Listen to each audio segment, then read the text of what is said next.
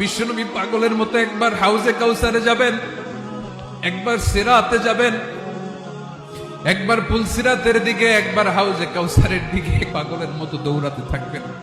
তার কোন গুনাহগার উম্মত যাতে জাহান্নামে ঢুকে না যায়, সেদিন কেউ সুপারিশ করতে পারবে না বিশ্বনবী ছাড়া।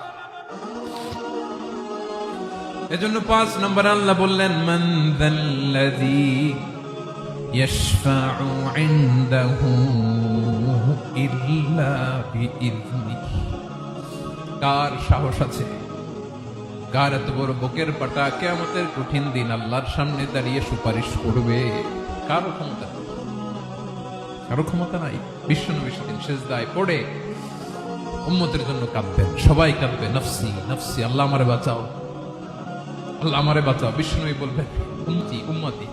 বিশ্বনবী আমার জন্য কাঁদবেন, আপনার জন্য কাঁদবেন, আমাদের জন্য সেদিন কেঁদে কেঁদে জাহান্নামের দরজায় দাঁড়িয়ে আমাদেরকে টেনে টেনে জান্নাতে ঢুকাবেন। এজন্য এই বিশ্বনবীর ভালোবাসা যেন আমাদের হৃদয়ে ভরপুর থাকে। আমার ভাইয়েরা, প্রতি শুক্রবার বিশ্বনবীর উপরে বেশি বেশি যেন আমরা দুরূদ পড়ি। আমরা যখন বিশ্বনবীর সালাম দেই, দুরূদ পড়ি,